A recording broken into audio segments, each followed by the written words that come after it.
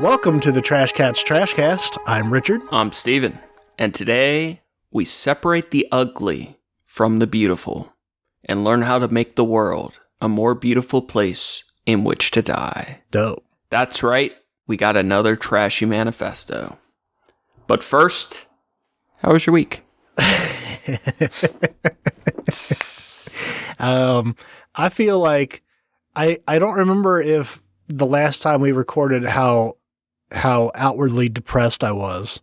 I think you're okay. We had the debate, great turtle meat debate, our annual. Oh yeah, that's right. I was coming out of it around then. I think I dipped down in between then, and then I came back up again. Gotcha. So I'm doing all right. It's been I guess I'm curious mostly about like how do you feel about turtle shells now, Steven? All right. I text you a day or two after that conversation, and I was like, fuck, dude, I'm so annoyed with how beautiful the idea, you incepted me, and it took root, and it started to grow that actually the possibilities of an empty book as a gift to a person could be as beautiful, if not more, than the pages filled. But then, as I'm editing the episode, and I listened to your arguments for it, I did another 180. And I was like, Ricky's so fucking wrong, and his arguments there's so much subconscious leakage of where his mind. I re-debated the whole thing in my head, and he's fighting in the shower. Dude, I think I may have made another 180, and I might be back 360. I'm not sure. Well, you already did 360, so do you think you're 720, damn, bro? well, I'm Tony Hawked out right now. Did the full 900. I think what it is I see how it could be truly beautiful. I just don't think it often is. But I think that's fair. I think I like it because you like it. Aw. Like, it works for you, but I think with most people, I would more harshly disagree. I agree with you. I feel like there's a lot. I mean, most of the things that are made with form anymore are like, if you want made for function. I mean, it's like if it's made for function, it's like it depends on the function, right? But like most people want something that's for convenience, you know, which is fair. Like you want, like if you're making a book, you know, that's empty, you want to be able to use it in some fashion or carry it with you, or like that's usually why people want an empty book, is to have it with them. Lighter, smaller, thinner. Function over form. You know. Yeah, exactly. Today, to preface that, this is a new manifesto I wrote about aesthetics, and I think I think we'll get into some of that a bit more too, the function versus form. Do you got anything else about your week? No. How was your week? Bro, all right. A peek behind the curtain. I told Ricky we pre-pod convoed because we did talk outside of the podcast. We usually don't. We usually save everything for here, but and I said Ricky is the taskmaster today because I am worried about getting stuck at this stage of the podcast, okay? My week has been bullshit, and I'm genuinely fairly upset right now. So I had a vacation. Vacations are good, right? That's all I ever wanted. I get some off days throughout the year, but I have like one good chance for a nice long vacation each year. I took 10 days straight off work. My girlfriend was able to get, I think she had 1 day less, but we lined it up and we planned a bunch of nice dates and fun stuff, and we were doing a staycation. Righteous. On day one of this said staycation, I wake up to my lovely girlfriend bringing me lunch, right? Great. Wonderful. I sit up in the motherfucking bed. I take one bite of my food, and guess what I see? What could it possibly be, Steven? What could it be? A motherfucking flea hops onto my leg, and I immediately figure it was like the Matrix. I saw all the pieces of the puzzle fit. You know that song that bombarded us on the radio, making the pieces fit? It just instantly started playing in my head, and I understood everything. all of a sudden, full galaxy brain. In a split second, I knew why the cats were itchy, and I knew exactly how we got to the situation. And I was so pissed, dude. So, I've talked about my old neighbor on the show a couple times. About a week prior to this, she had me come over. She's got cancer, can't go up and down stairs, weighs 80 pounds, and has a bedridden partner.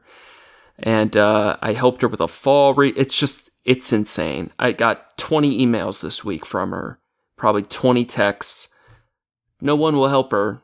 I try to get her with the Council of the Aging, get healthcare people over there. It's just a fucking mess. Sad as fuck over there.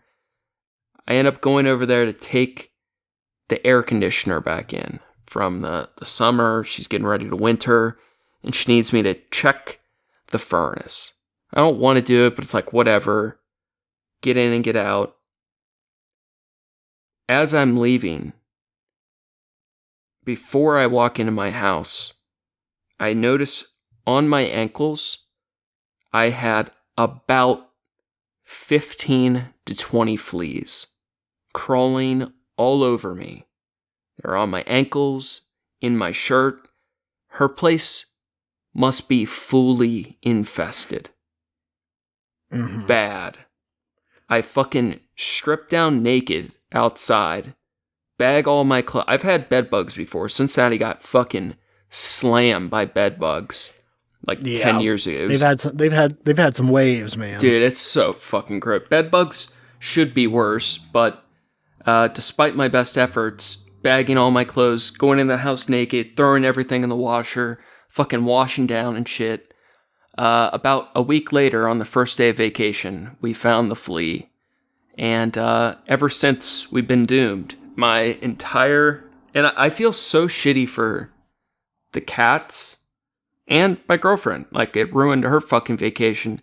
I literally probably spent well over 40 hours worth of cleaning over the vacation, and then I'm back at work. I've had like 2 hours of sleep every night.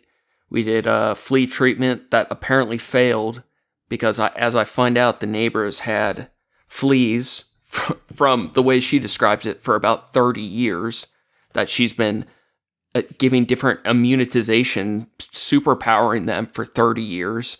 She just never gets rid of them. Every time and she thinks I'm worried about coming over because I'm going to give her my fleas. Despite she letting in stray cats every day and just knowing she had them and not saying anything to me. It's just... Yeah, that's crazy, man. It's insane. So the flea treatment we did failed. My whole house, everything we own is in bags. I'm in a room with all the chairs that we fucking sprayed down, and it's still getting worse. Apparently the vet's out of town on vacation, so we're waiting for a vet appointment that's like a week away. It's like completely upended our lives for, it's like almost 2 weeks now. We thought it was getting better, and it's definitely not. And now we got to figure out if we fucking bug bomb the place, get foggers, or if the vet can give us a new med that will knock it out. But it's a nightmare. Yeah, that absolutely sounds like a nightmare. I'm sorry you're going through it. It's fucked up. Pissed, dude. As someone who takes in cats, the rule number one is like when you bring in a cat off the street, typically we like to give them flea treatment before we even bring them in. Yeah. Like the day, like we know they're going to be coming by regular. Like we'll give them the flea treatment the day or two before, and then try to get them in. That's smart. Or, I mean, regardless of whether you do that or not, always bring them in, keep them separate. Like they have their own room, their own space. You don't let them, walk around your fucking house. Oh, dude, and her basement with the fucking furnace, dude. The whole basement is wall-to-wall orb weaver webs. Like, oh, cool. Like, she's deaf, so she can't. She's yelling down instructions. Dude, it's 5-inch long orb weavers. Like, it looks like the Lord of the Rings, where the spider eats Frodo down there, dude. Oh, God. I'm so pissed. You're the taskmaster. Do not let me go down this rabbit hole. I can't even start, dude. Well, before we go too further, yes. have you seen the YouTube video of the guy I guess not YouTube. He's on Instagram or whatever. He has he like cleans houses or some shit Crime from scene? people that were like. No, they were like hoarders or something, or like there's a bunch of those. Usually, guys like now. shitty situations like that. He goes in and like whatever their business is, he's usually clearing up like these homes like haven't been cleaned in years. And one of the things he shows sometimes is these moldy spiders. Ugh. They're like dead spiders, like hanging in the web. Kill 'em. They're all molded up, and they're just like puffy and white. That's kind of cute. They look pretty cool, actually. Yeah. He's like, it's one of the coolest things you'll ever see, and they look like art installations or something. But it's disgusting. Speaking of art installations, do you got any honorable mentions, and then we'll get into it? I'm back on Vampire Survivors. Oh yeah. Yeah, I fell off and now I'm back on. You're back in, huh? Yeah, I've had a couple of that's your big service shifts that were slow. That's your big art inspiration this week? I don't know about art inspiration. It's the thing that keeps me from killing myself at work. Yeah, feel. That's something. Yeah, how about yourself? I'm going to try to do this quick. So, I finished typing up this manifesto a couple days ago as Sarah finally finished. I like to call it Gris because I think it's better, but I think it's Grease, isn't it? It's Grease, yeah. Yeah. Sarah finished Grease, the game, and despite favorably mentioning it previously, I think it deserved an additional round of applause, and thus is getting a second honorable mention. I think that may be a first. Good call. Actually, I'm glad. Immaculate vibes. Yeah, I'm glad you brought it up because I not too long ago bought the combo with the newer one. Yeah. I haven't played the new one yet, but I did buy it. It's on there waiting for me. Cool. Yeah, we haven't cracked that open yet, but dude, it's just so like sad, lovely, beautiful. It's so good.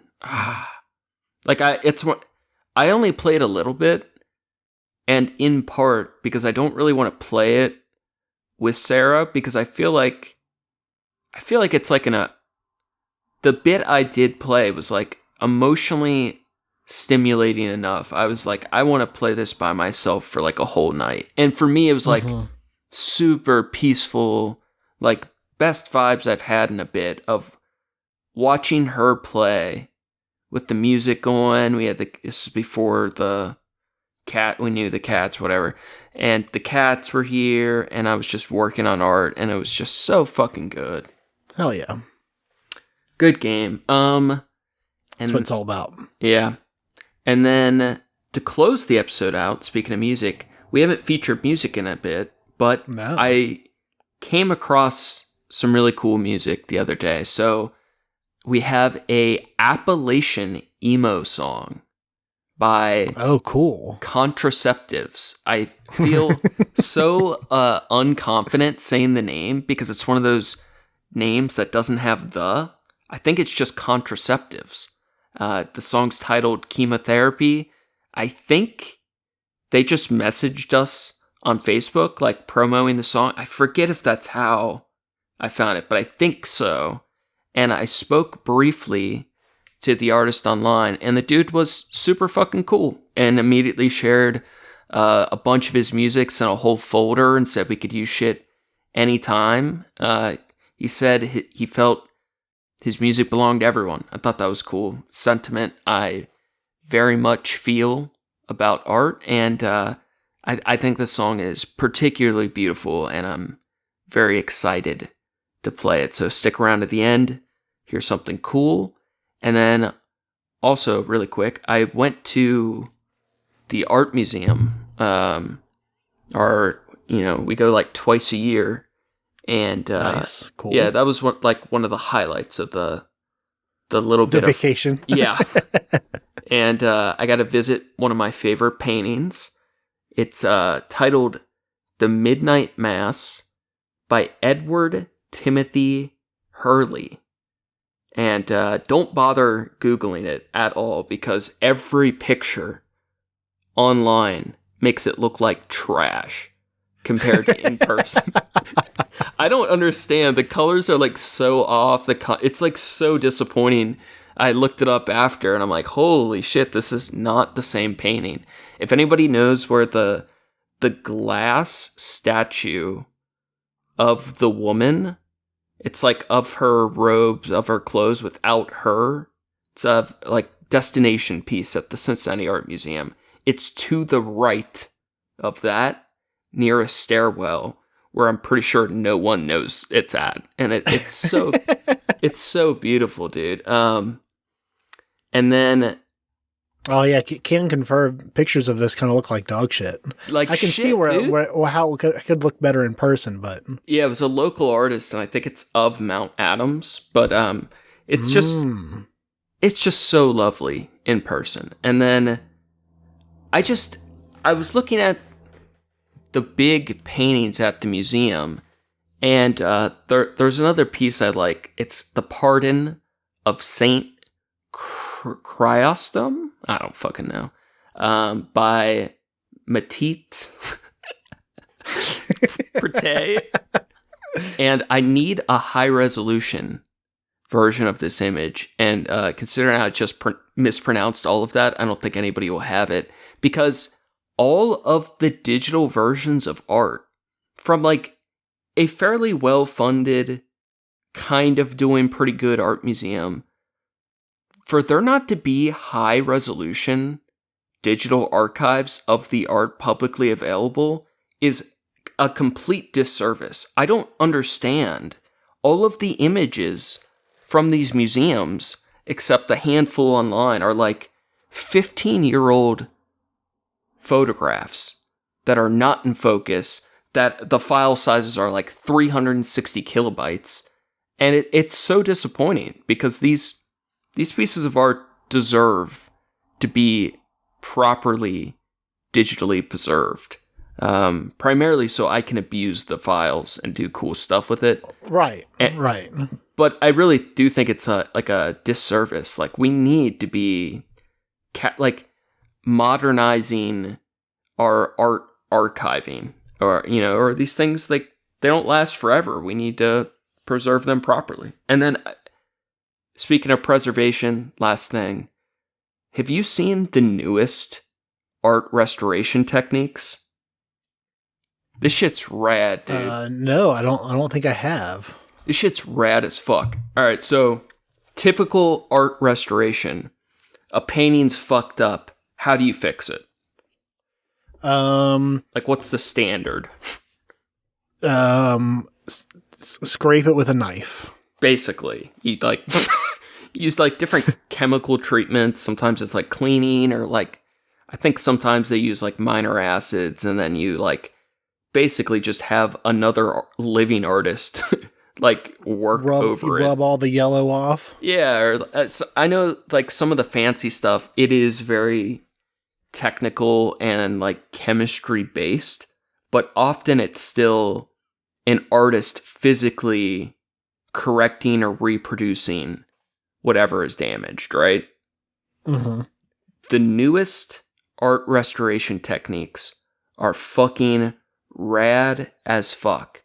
Now, I don't want people to get turned off because a lot of the companies toying with the new techniques are using AI and 3D printing. But it doesn't necessarily require AI. But here's the technique. You have the damaged piece, correct? Mm-hmm, mm-hmm.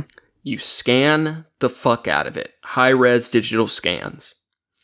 And then instead of permanently altering the physical piece, you do your restorative work digitally on the high-resolution files.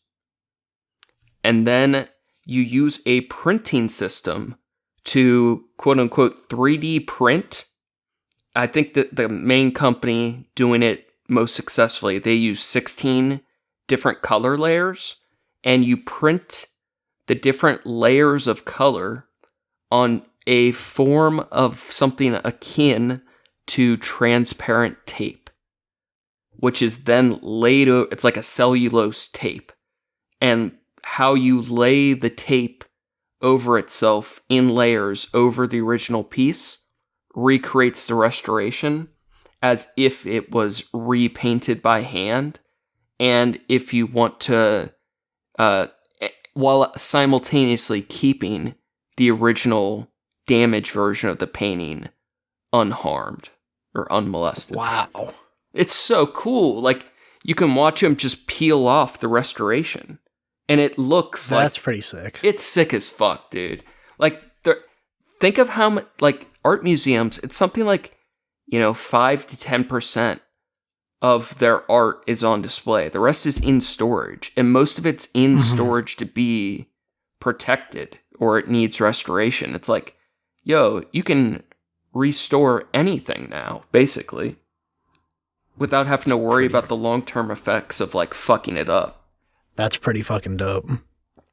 I thought you'd like that. I do like that, although that just reminded me, actually, I learned a fact, and I guess I learned a thing. I don't know if it's a fact, but I heard a thing. Okay. I haven't Google searched any of this at all, but I wanted to see if you had heard it before, if you knew this. Okay.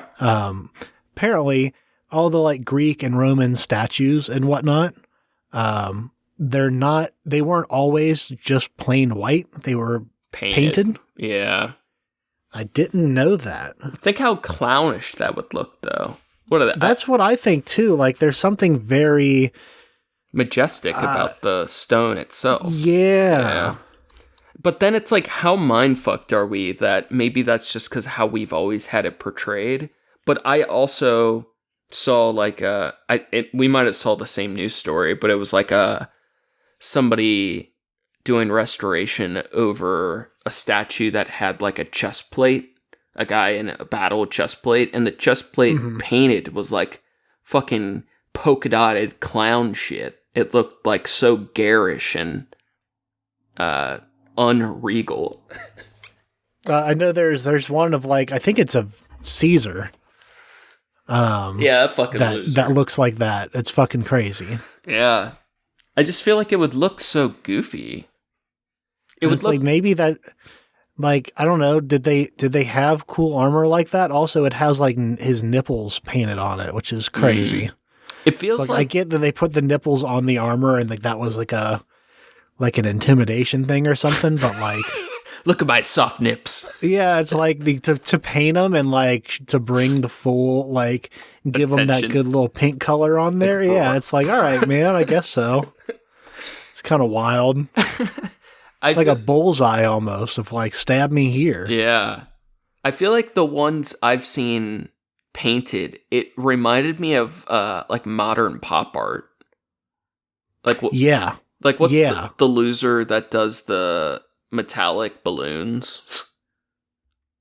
Oh, I don't remember who does that. Koons, right? Oh yeah. Jeff Cat, whatever. I think it's Koons. But I hate his shit so much, and I feel like the people that love it, they're like, it's a Jeff Koons. Mastermind combination of engineering and a child's mind of like dumbass art. But like when you see like his art in movies, because it's always like the rich character has like the modern art pieces, and Yeah. I feel like I could picture the Roman statues like painted in those type of rooms. You know what I mean? Like that's the vibe. It's like this had to be like garish, trash modern art when they were painting these back in the day. Yeah, it's hard to like here's one. I grew up liking Dale Chihuly, the glass blower. What did he do? He's not the art museum guy, is he? Yeah, so the big one I think that's at the Cincinnati Art Museum there. They made such a big. They really milked that, didn't they? They really did. They made a huge deal out of like him as school field trip. He's got shit. He's kind of prolific. Like he's made a lot of shit. Yeah. But that piece is okay, but it's way overrated. I think the thing is like a lot of his pieces are very similar. Yeah. But also I think it's interesting that for how much recognition, I feel like he's much more of like his work is more like recognizable where people have like seen it before. He's got an aesthetic. But it's always like the meme-ish ones that are like featured in stuff like in movies where they show like, oh, this is a rich person's house because they have the Jeff Koons, balloon animal and the sculpture. And they always have a Jeff Koons piece, and then they always have one of the statues of whatever artist does the Mickey Mouse with the skull. Yeah. Do you know what I'm talking about? Or what's the other the banana tape to the wall? That's going to be the next one. Ooh, after that's got to settle for a minute. That's got to like marinate for a minute, I think, and then you'll start seeing more of that. Yeah. God, it's so disgustingly simple. When I don't even know what movies or shows we've seen that in, but I feel like it has to be like multiple things. Like it is a meme. When they show the villain's art room. Or the rich guy's art room. It's always the same dumbass shit. It's always, just that's capitalism, baby. That's how she go. But enough on that. Imagine your whole art collection being like a Jeff Koons. I don't even know if that's his name, but Koons. It is. And a Damien Hirst. I don't know if it's pronounced that way, but that's how it's spelled. So. And then you have a Koons, and then a Damien Hirst, and then another Koons. Like, guys, do you like my art room?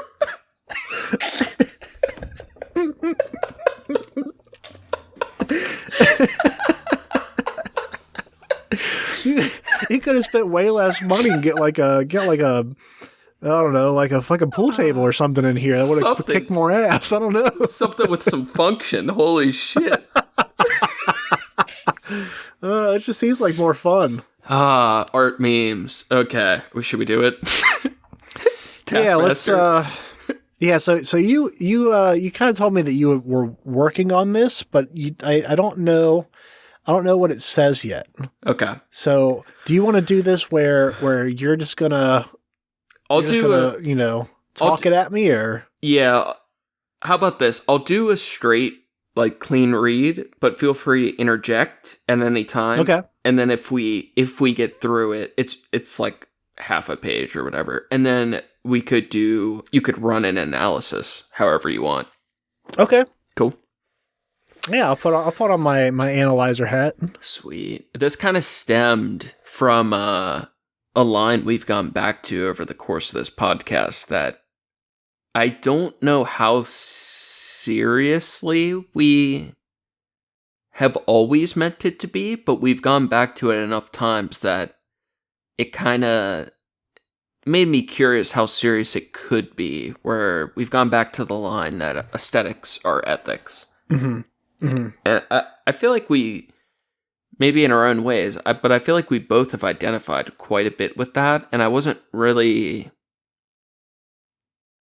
Like, I had a feeling of what it meant to me, but I wasn't really sure, and this kind of grew out of that, so... Okay.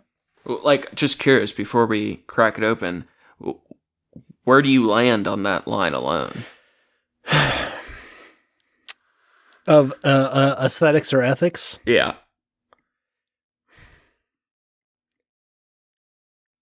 I feel like I resonate with it in the way of Like a drum or like a saxophone? Honestly, maybe more like a saxophone. Ooh, okay. Like I think I can agree with it and make it work, but I can also see. You could improv away from it if you had to. Yeah. I think, I think with anything like that, I mean, the idea of both are somewhat subjective, right? So the idea of anything like that comparison can be. It's all nonsense. It's malleable. It's nonsense, but it's. I think there's a way to live by him with that. To me, it feels like one of those things. Like you can extract as much as you want out of it, but you can also like discard its husk. You know?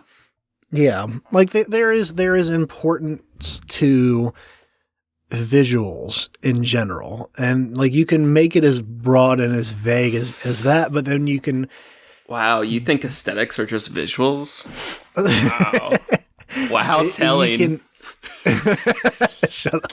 You can dial that into whatever range you want to of like what purpose, what, format, what, and then it gets into the subjective of what is it supposed to mean and resonate, and like what is this, what's the function of it, of the form, Well, like for an function and form, the function of the form. Like for example, I just picked up one. If I have two remotes, like one to the DVD player from this old flea-ridden house, and one to the ceiling fan, and one is like chunky, blocky, takes up more space than it needs to, and is less ergonomic, and it's polka dotted like Caesar's nipples.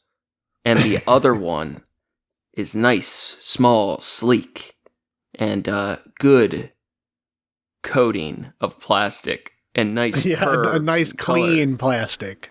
I feel like I could objectively, fuck subjectivity, I could objectively say one remote is better than the other. The aesthetics. That's fair. Are ethics.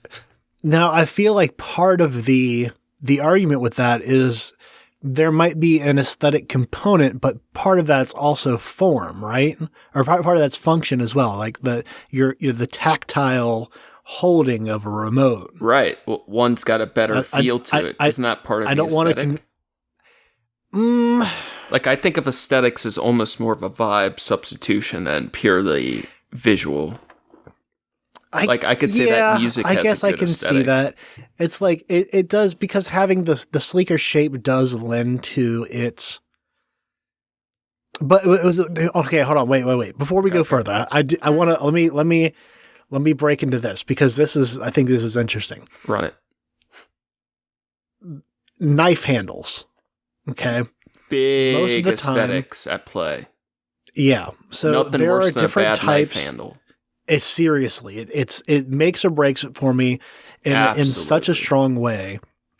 So they generally vary, almost across the board now. Like any kind of, type of knife you can get with almost any kind of, you can find that they make a variant with a different handle. Like that's just a thing. Typically, German European style chef knives have a more kind of square, blockier handle. It's more of like a traditional thing to like that style and like the people who made them there. AKA skull crushers. Those Germans. Yeah. In Japan, a lot of Japanese chef's knives have round or like oval shaped. That tracks. Some of them are like straight up like a circle. Even like in Chinese, like I have a Chinese like meat cleaver or it's not a meat cleaver. It's like technically it's a vegetable cleaver. It's not big enough to be a meat cleaver. The handle is like short and like thick and stocky. But for like how you're supposed to use the knife, it works really well, but it's like a chode of a handle. Gotcha. I've found that a lot of knife, of the Japanese ones is typically what I end up buying. I like the curvature of the blade typically more. The the handles, because they're usually round, I thought, oh, that's what I kind of want. But one of the ones that I could afford at the time, when I was first like looking into buying myself a nice knife, advertised that it had like a D-shaped handle. It had like it was still rounded. It wasn't like any hard lines or anything, but it was made more to fit into the palm of your hand more, closely. Now It those didn't, those look sound as like sleek as the oval, but it had, it had more function to it.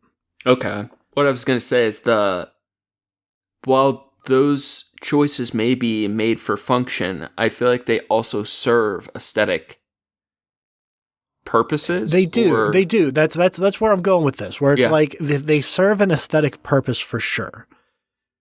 Or are But aesthetic consequences. That's a valid point. That's a really good point. Because like the idea of it having that, like they didn't need to do that. They probably could have, gotten away with just, and then they make other ones that are round as well. They make other kinds, but to have those, to go out of their way to make this one that's shaped more ergonomically, like that was an intentional choice, and it does cause a different aesthetic. An experience. You experience the knife differently. So I feel like if I boil it down to the most basic, let's say we just go off of how things look. It's literally just judging books by covers, right?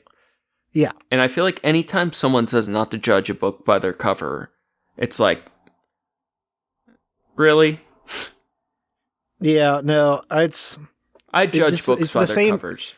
Proudly. It's the same people that choose wine based on the labels.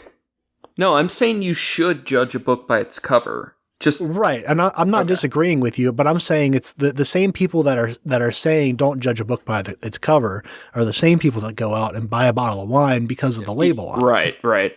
So I feel like the wise part of it is like, well, maybe you don't fully judge your entire valuation of the book by its cover. Maybe you also should read the fucking book, but the cover it's in affects the experience of the book, and it shows people's intent and like value and all the other shit. So like I feel like it should be made to attract the attention of the audience that it's intended for. Right.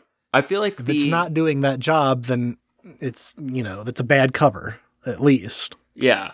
I feel like the most basic example, but I feel like is universal enough, a lot of people will agree, is when you meet someone, you tend to judge them by how they fucking look. And I feel like that is more of a good thing than a bad thing.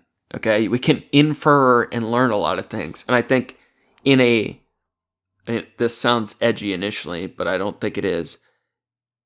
I feel like if you're ever around someone that you haven't previously spent that much time with, I feel like you can learn so fucking much about them by actually observing their skin.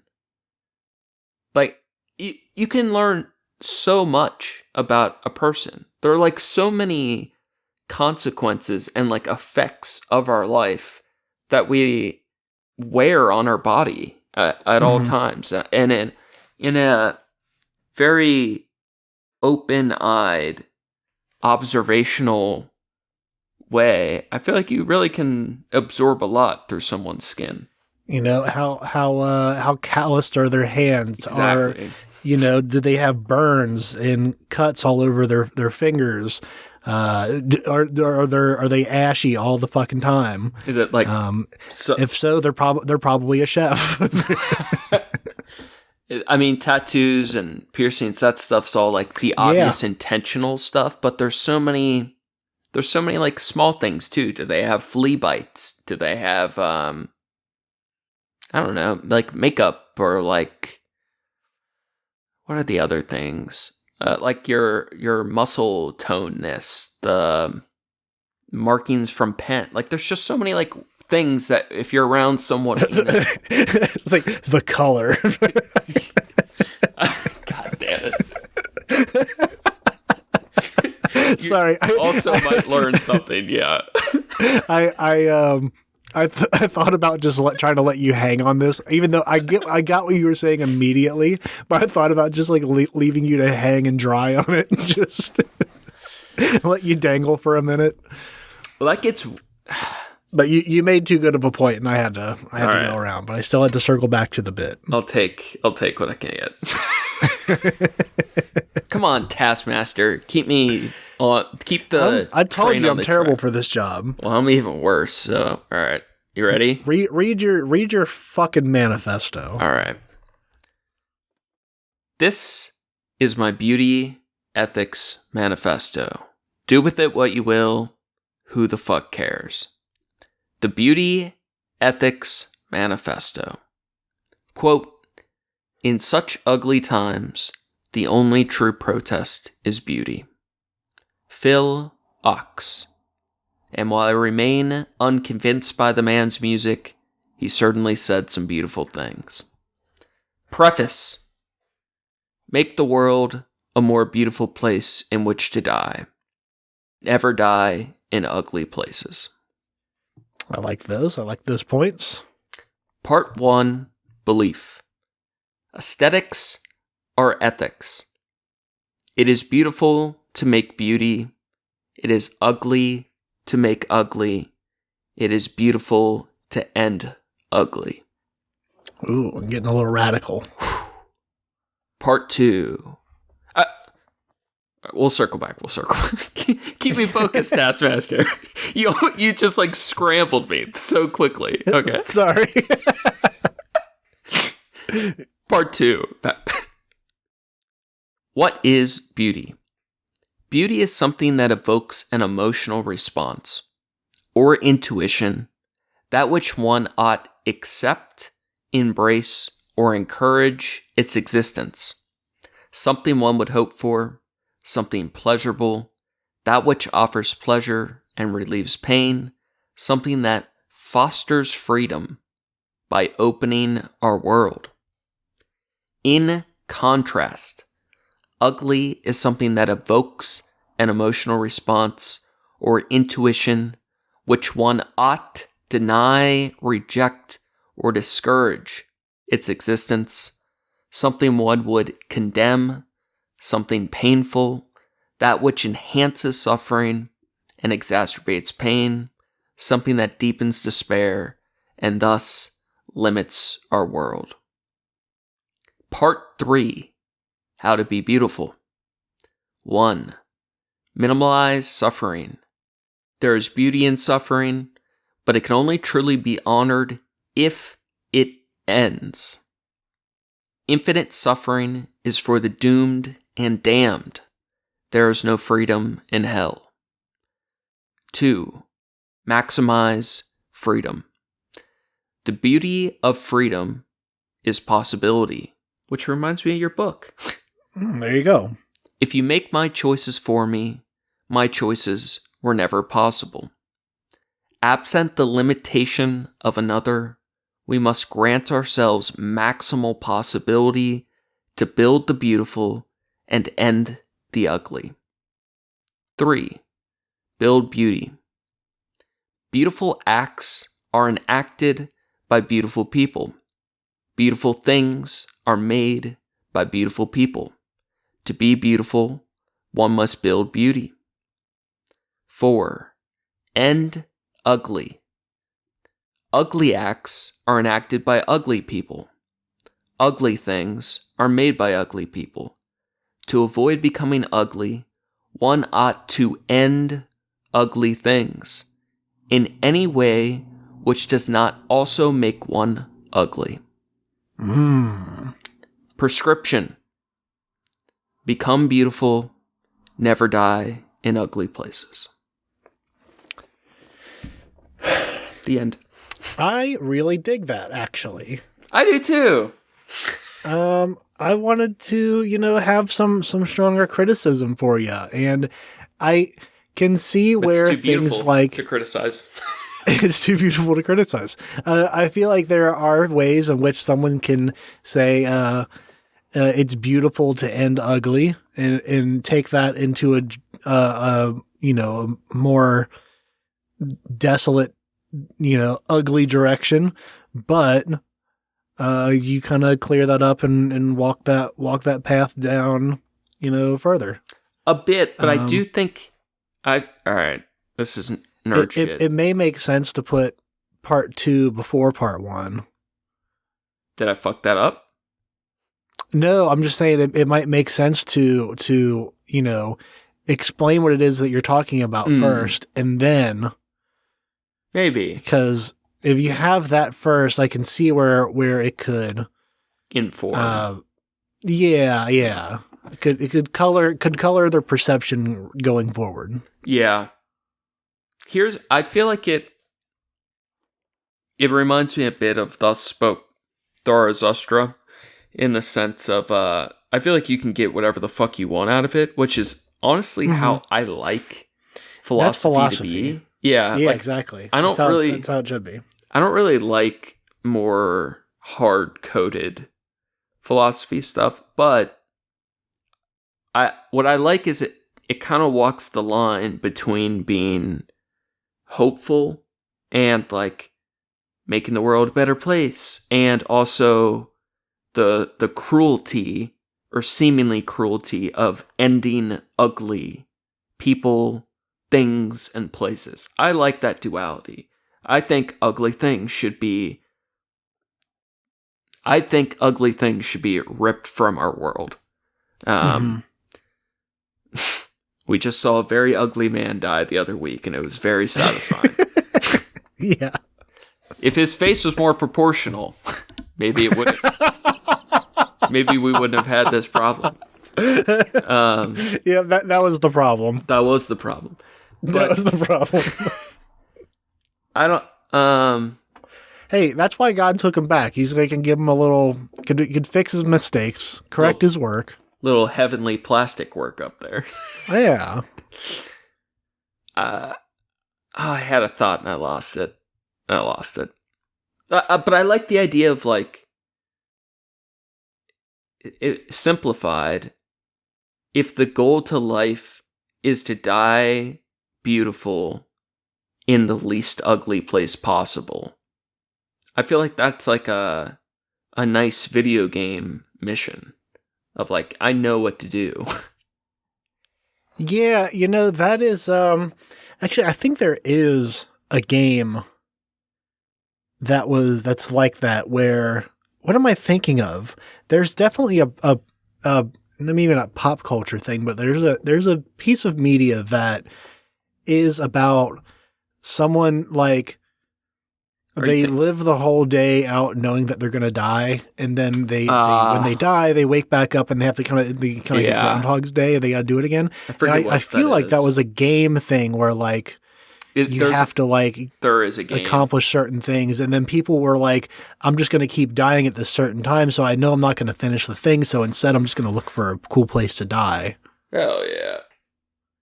Dude, remember, I think that's interesting. Where would you die? Where if you could choose any place in the world, and maybe method too, but like, if you're gonna die in a week's time, you got enough time to get there and maybe do a little sightseeing and then be there, and you can choose the time of day even. Do you want I'm gonna circle this question back around to you. Do you want the like exotic unlimited answer, or do you want the working man's death? The more realistic version? I think that the working man's version, I think that speaks more to truth, at least for me it does, at least, of like, sure, there's something very cool about like, oh, I want to be on, the fucking one of the moons around Saturn, and scattered into space dust in the one of the rings. Now I have 3 answers. Can I do all 3? Yeah, sure. I don't know if you remember this or not. I may have briefly talked about it on here, but I might not have. Do you remember in high school when I had my death book? No, I don't think I remember that. Okay, this is how insane I was back then. I had 23 piercings in my face, and I kept... that was brutal. It was, dude. Bad aesthetics. Holy shit. There were stages that were cool. It just wasn't cool all of it at the end. You know, I gotta say, there was ugly. There's a certain point where it was so bad that it looped back around to cool again. Yeah, it was a lot. Would you have like 8 lip piercings? I always forget if it was 9 or 11. I know I had 7 for a long time, but I think at one point I hit 9, and I can't remember if I'm tripping if that it got to 11. I know it hit 7 though, and then I got jumped pretty bad. Yeah, that's right. A bunch of shit ripped out of my face, bro. Yeah, that's a quick way to be like, all right, maybe I'll fucking want to put these. You got to wait for them to heal and shit, and then you're like, yeah, dude. I had a panic attack, and I just grabbed pliers and started taking shit out, and I felt like a bird coming out of a cage. I felt so free. I played Freebird. You were molting. Yeah, dude. Out of my goth exoskeleton. Into my goth adult form. Yeah, now you're pure and clean. Just me and my fleas. Just clean as can be, bro. Alright, in high school I had the 2 books, which is crazy. So many adults failed me in life, bro. True. I had 2 books. One was my liquid diary. One I know. That one I'm familiar with. Which I have upstairs, and it was a art project book painted mostly with my bodily fluids that I carried everywhere with me. And the other book was my death book, which was a plan of what I was going to do with my corpse. And I had these 2 books with me every day for like 4 or 5 years. And it's so funny talking about this all these years later. I had a friend that I sold drugs to that was a Green Beret, okay? Cool. Actually, kind of a hardcore motherfucker. He moved to a desert to do drugs later in life. One of the things you do, because he was a medic, and I've heard other people talk about this, so I don't think he's full of shit, but he could have been. Is that one of the things you train for is like, keeping a very badly wounded subject alive in case you needed to extract intel out of them. And you also were taught to like be able to stomach cruelty and violence. So one of the things they'd have you do is raise I don't know if it was a goat or a sheep, but for like weeks during your training. And then when it was at like adulthood enough, you literally would take a razor blade and gash up its organs. And then you would be tasked with keeping it alive as long as possible. And he was wow, that's fucked. He was very good at this, apparently. So this was my Green Beret friend. And we got super fucked up one night, and we actually came to a dollar amount of what it would cost for him to do what I wanted with my corpse after I fucking offed myself.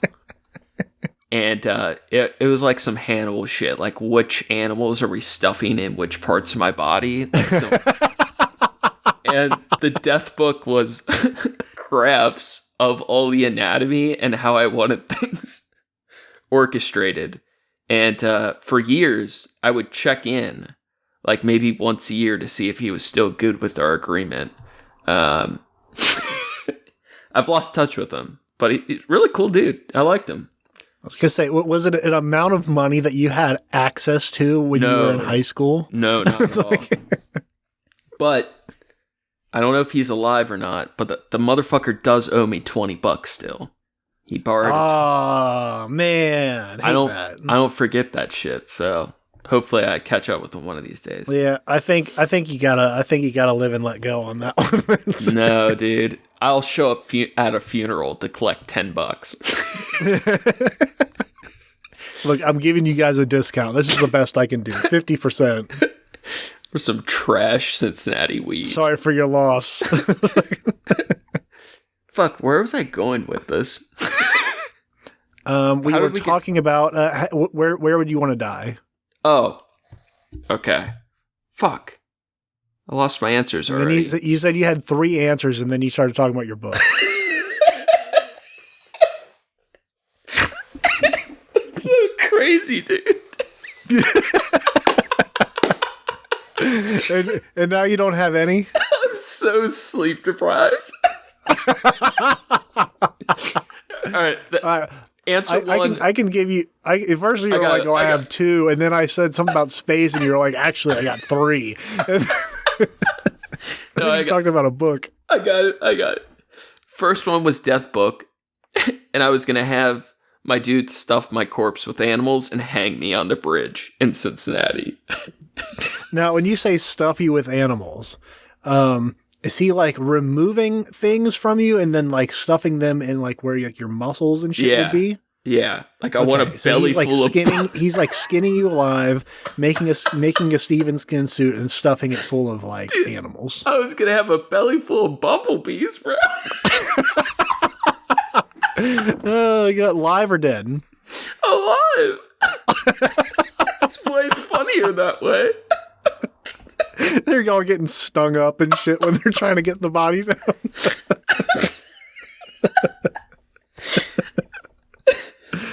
Oh, goddamn. Second answer. That is pretty funny. This is just showing my maturity over time. Second answer.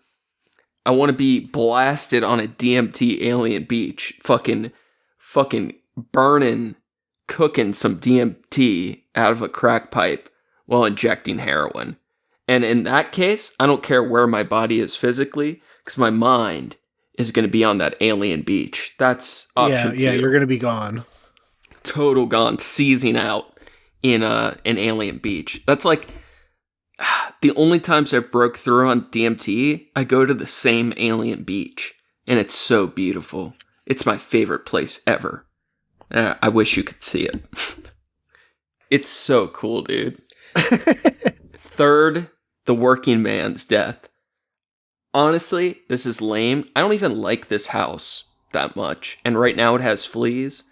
But on nights where Sarah's playing video games, listening to music, and I got my cats laying on my lap and I'm working on art, I'd gladly go out on the couch, just chilling. I absolutely, I love that answer. That's the vibe. That's good. Yeah. I think that's a, here's the thing. An answer like that is like, that says a lot about like, that's a comfort place.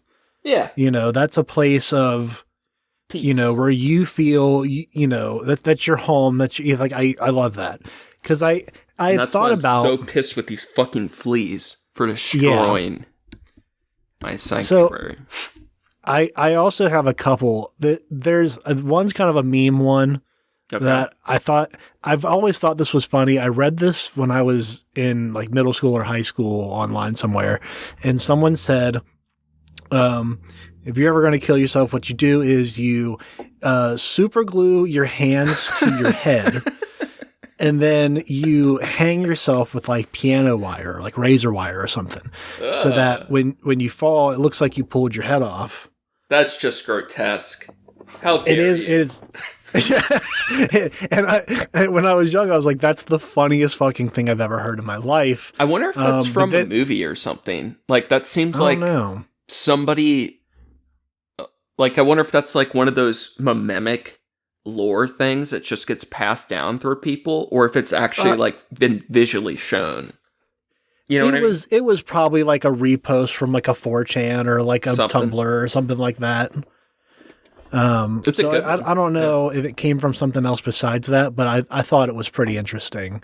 And then the game was like, okay, but then where to do it, and then like what's the funnier place for someone to find it?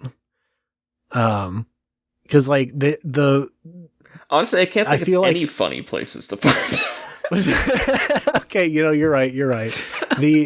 The idea was like, okay, you don't want to do it like in a room where they can see like the setup of like how you got up there in the razor wire, like that kills the whole, illusion. You have to do it in a thing where like, okay, you jump off like a bridge or a building or something where, they have to like look for it and find the way that it happened, or like, it's not apparent of how it happened. Or like what if you're like the average Tesla user? And what if like Couldn't be me. Tesla Can't even people, imagine it. I know. What if they like got so sad with their tech daddy over something and they all like committed mass suicide by murdering themselves and then having the Tesla deliver their corpses to wherever Elon was at? Ooh, that's pretty cool.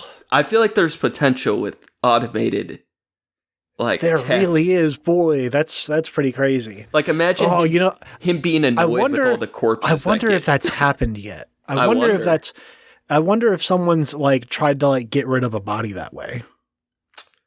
I don't know. I remember like 5 years ago. I feel like we would hear about it. Yeah. I remember like 5 years ago was the first time a drone was used to carry a gun to shoot someone, like a residential drone. And that was like a big deal. There's got to be some cool tech deaths on the horizon. One of those Uber, like little drone, not drones, but like the rolling delivery carts. Yeah, like it's not even really a car. It's like it goes on the sidewalk. Yeah, they're like coolers too, so you could like, chop off. Yeah, put a heart in there. Yeah, and just let it go around the city. That's sick, dude. So that's the meme one. What's the real one? I think just two mentally well guys talking on it. Yeah. I think the other way would be because I did think I have the thought of like at home, and there's something to that, but like you're an outdoors man, aren't you? I was gonna say like out in like the woods on like a mountain or something like that, but like also that was always the place that I kind of pictured of like that's what dream home would be like. Yeah, I used to be on the side of a mountain, like underneath the cover of trees. Yeah, I used to think about killing myself outside, but I'm far past that now. You're an adult now. Can you imagine?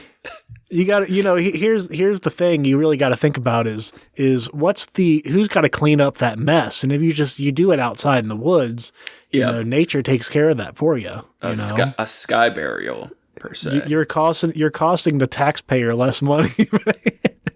They don't need to bring in a specialist. At my parents' house, they live on a relatively nice street for Cincinnati, and there was a doctor that lived across the street, and he made it to like 85. He was older, and one day he said, "That's it." And I thought this was like, I mean, it's sad, but it's very poetically polite. He just went outside on the front lawn and blew his brains out there. So his wife, the front lawn it's kind of crazy in the middle of like a neighborhood. Like, yeah, with kids next door. I know your parents' neighborhood. That's pretty wild. Yeah, that's like crazy. But so I don't know if he left a note or whatever, but supposedly he really just didn't want his wife to have to, because that cleanup process is brutal. Like that. I was gonna say the difference between front and backyard and that like makes such a gigantic difference. I didn't even think about the backyard. Maybe it wasn't as polite as I thought. I was going to say, it's like, I was just like, That's a statement, is what he did. That's a statement for everyone around him. See, I was thinking of it like, when you're drunk in someone's car and you're like, yo, you have to throw up out the window. And in my mind, as long as you made it outside of the house, you were good. And you just it's better. I'll say that, but you just reminded me that backyards exist. Yeah. If he cared about our privacy, he probably would have backyarded it. Yeah. Damn. Yeah, that's a brutal one. That just changed my memory of a man I didn't know.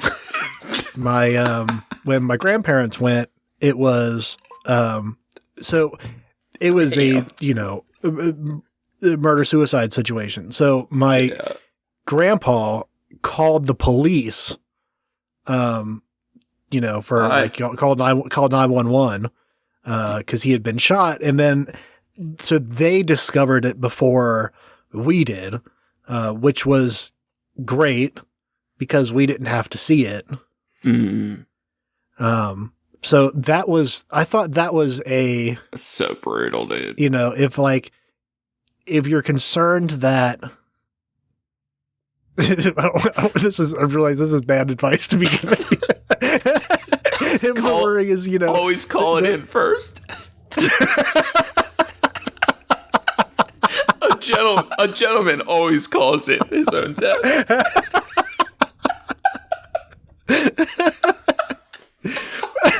But I was going to say, before you got into went out to the front lawn and blew his brains out, I was going to say that, I think there's something romantic and respectable and very extremely understandable about 85 years. And they decided that's enough. Yeah, dude, I'm ready. I think that's extremely understandable and respectable. We both have said it, and I feel like it sounds like poetic, depressive trash shit, but I don't understand why anyone would want to die without it being their choice. Right, exactly.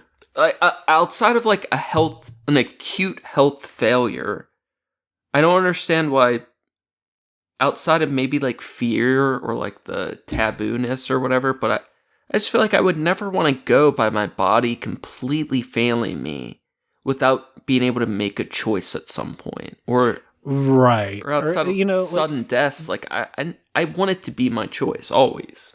Exactly. There's something about dying peacefully in your sleep, or a heart attack, then they were gone before they hit the ground kind of thing. There's something that is reassuring about that, because there's no death or there's no pain or whatever involved. But I imagine typically in those situations, there's pain leading up to it. Maybe not the heart attack so much as there is people dying in their sleep. It's usually because they're, sick with something else. There's something else the matter. You just probably die because they died. Yeah. But also there's a lot of pain in just getting old. Yeah.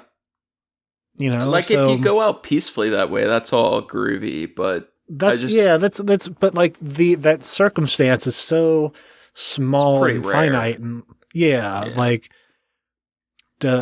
short of having a known health thing that is eroding you to a point that you can predict, a time in which it's going to happen, and that it's not going to be, a massive burden on everyone around you like cancer is. Yeah. Can I? It's go for it. Oh, I lost my train of thought anyway. Would you say you could you what?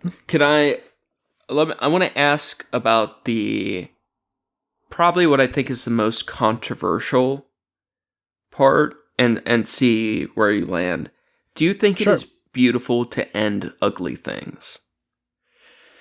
I feel like we often circle back to this, and I find it frustrating, and we see this in the politics stuff recently.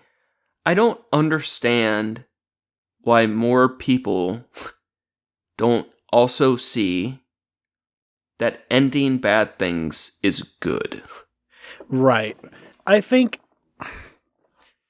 it depends on how ugly the thing is.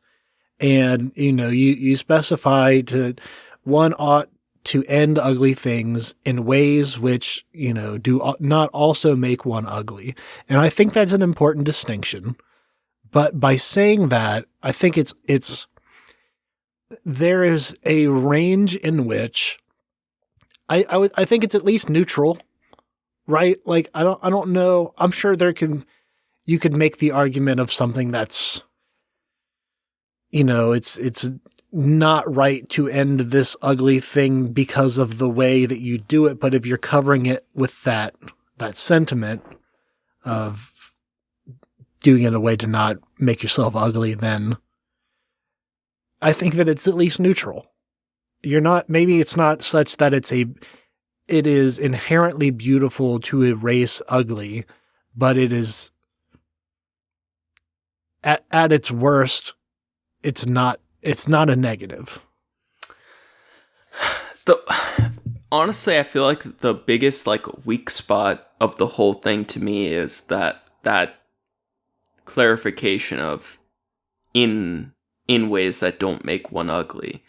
Like, you hear people say all the time, I can see what you mean. Like, all political violence is bad, blah blah, like shit like that. And half of the people saying it believe in the Second Amendment. Their right to protect their land, their property, their life with deadly force. So you clearly don't believe that statement. And then the other half, this applies to just about everyone, is, would you kill Adolf Hitler before he genocided 6 to 12 million, whatever the fuck it is, people? Yeah. You don't believe in political violence? Yeah. What do you think a self-defensive war? Like, there is no such thing. We all have lines of what we would protect with force. And to say all, pacifists are the worst. Unless you're willing to commit infinite suicide, you cannot be a pacifist. It is impossible. You are saying, I would never defend myself with any degree of force. Yeah, that's what a pacifist is. There's a difference between being restrained and I would only use force as a last resort, but that is something different. We all believe in violence to some degree or another. There is something nice about the idea of when they go low, you go high. You don't go low with them. There's something great. There's something it's ideal. It's what we should aspire to do. But it's weak. When all they do is go low and they always win, then you can never come up on top of it. You can't take the high road, because if they're always winning, if they're taking the low road and always winning. Do you know what they call this in biology? What's that? A tit for tat system. Okay. Nature has proven the best game theory mechanic for any form of combat or disagreement, tension, whatever, is a tit for tat system. And the strongest of which is the generous tit for tat. The only way you can teach someone not to do something is to tit back their tat, or tat back their tit. But you can't do it every time. If you want to encourage changed behavior without inciting vengeance, you use generous tit for tat, where at a random percentage of time, I think the ideal estimate was simulated at about 10% of the time, you allow them to hit you without hitting back. And the other 90% is anytime they aggress, you aggress back with equal force. That's a generous tit for tat system, basically. Okay, yeah. It's that Newton's first or second? I think that's second. Equal. Every action has an equal and opposite reaction. I'm skeptical of Newton on that one. If I punch a wall, it punches me back just as hard. I don't know, bro. I know in science book world that has to make sense, but I don't feel it. Oh, it's Newton's third. Yeah, the second one was too boring for anybody to remember. Actually, the second one's kind of the SI unit of impulse representing the change in an object's momentum over time. Classic Newton. Always missing the point, that Newton. No, nothing Newton. I don't want to stray too much from this, but I do want to bring it up while it's somewhat relevant to what you had said. It's not really relevant to what you had said, but you did say tit for tat, and it reminded me of the ping pong effect, which occurs in nature sometimes. In this most recent thing that I saw was coyotes and badgers that are hunting together, where Nice. the badger can get into like a burrow and dig out an animal. And then a coyote can catch them when they run out. And if, they kind of get away and try to burrow again, the badger will, go back in after them.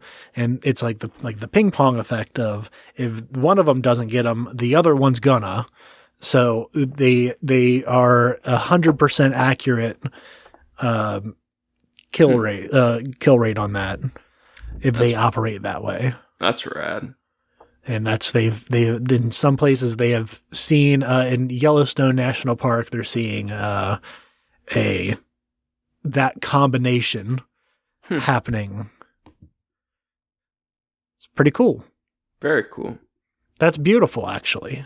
Very beautiful. I don't know. I feel kind of good about Manifesto overall, but it's all I can see how you mean. Trash it. I can see how you mean with the having that preface at the end of, it's a little weak. One ought to end ugly things in ways that do not also make you ugly, because I think that does. It was defensive lawyerish writing, typical slut lawyer writing. Yeah. If you also go by refer to part 2 where you just define what ugly is, because I think the thing that makes it weaker is the subjectivity of what does it mean to make one ugly? Yeah. But if you reference above that you've already stated what it means to be ugly.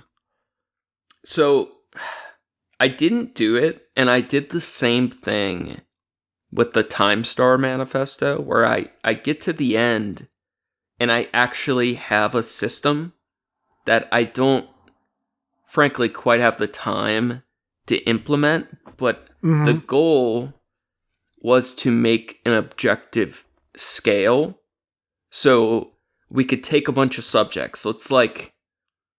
These were some of my examples because they would be difficult. Oh, fuck. Or were two of the good ones? One was porn, and the other one was rape.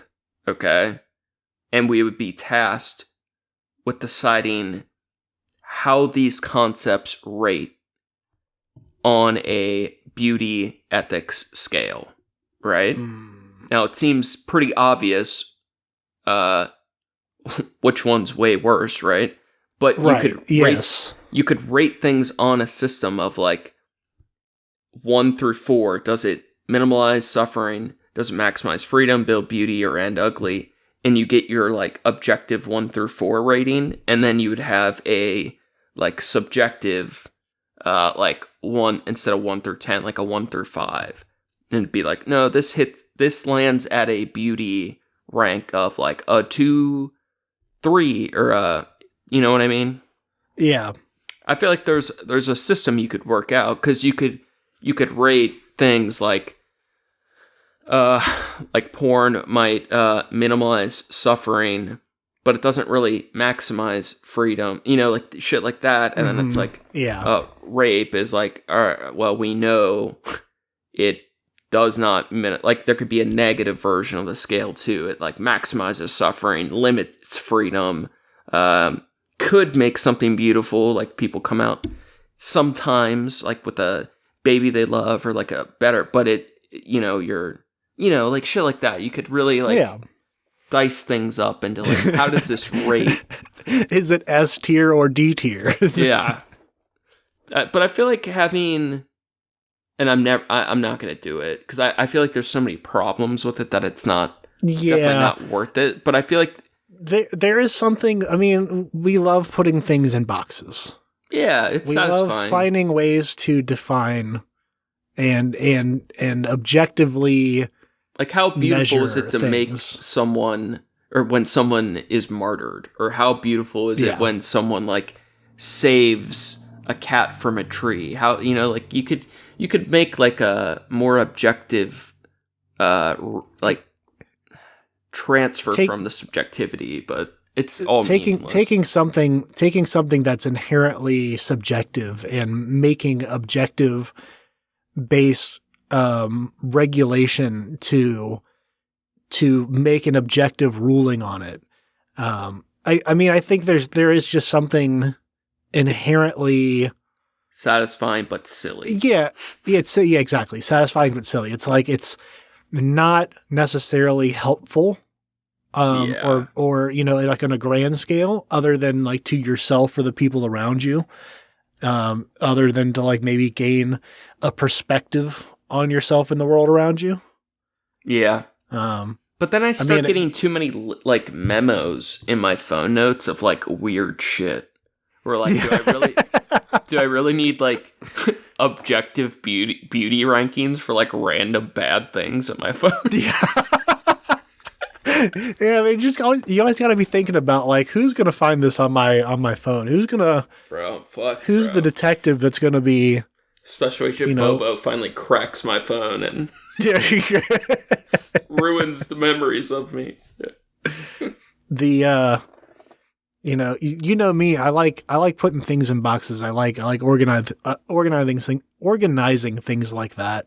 You're a big box boy for sure. I am. As a taco a sandwich, as a hot dog a sandwich. Stuff like that.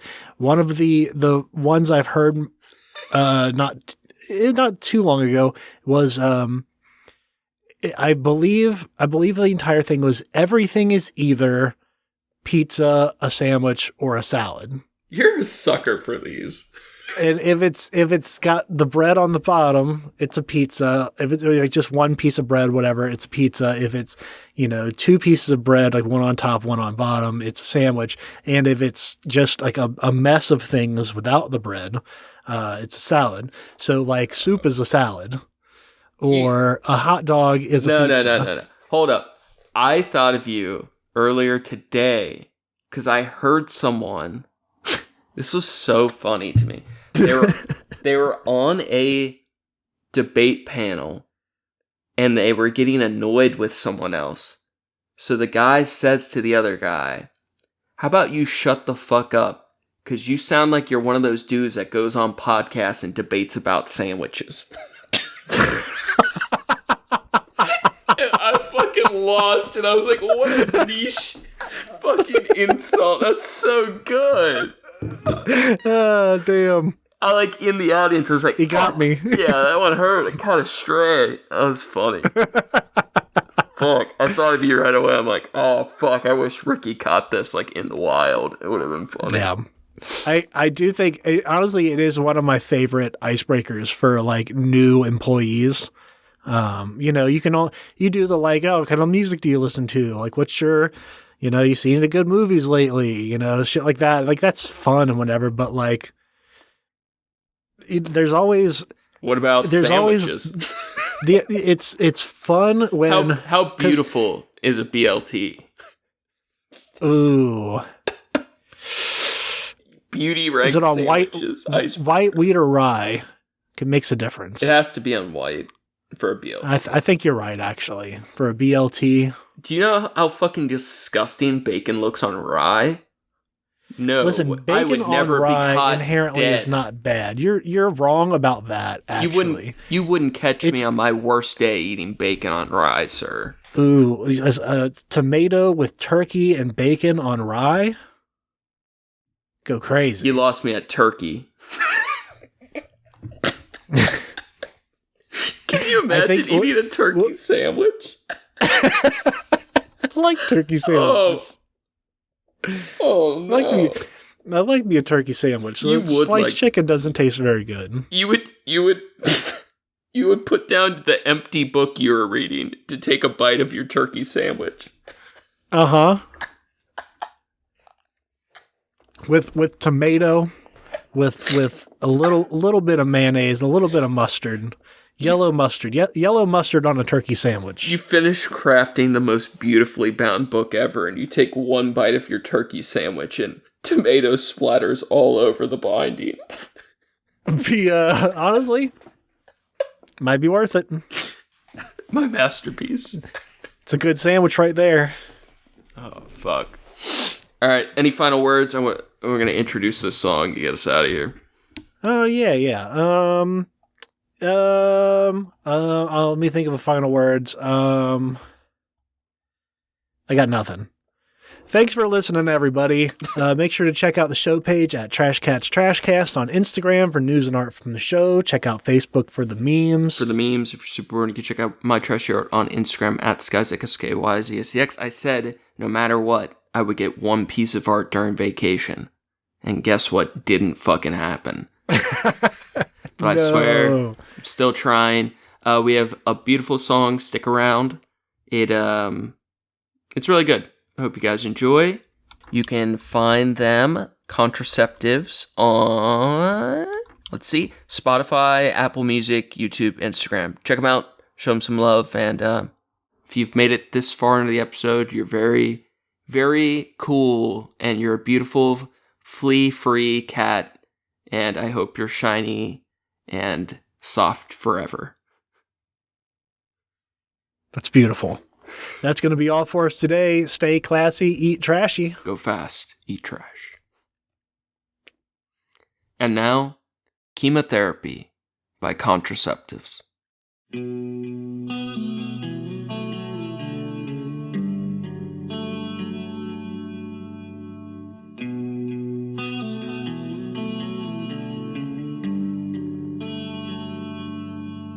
I hoped you'd be the chemo to my cancer.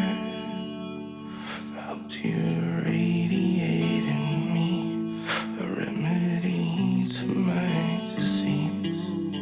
Resurrect me from my grave, sweet necromancer. But if you can't raise the dead, to me deeper now instead.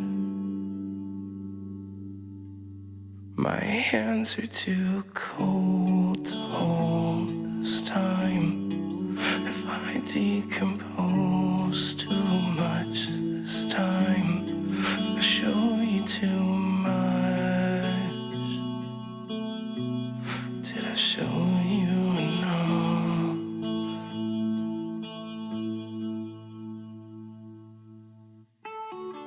Can you heal if my infusions make you sicker? Or am I malignancy causing your excrescencies? A funeral with absence from the vicar. Like wedding vows it seems, we both read our eulogies. Our hearts are just stones to throw this time. We weaponize love and fear this time. You're all that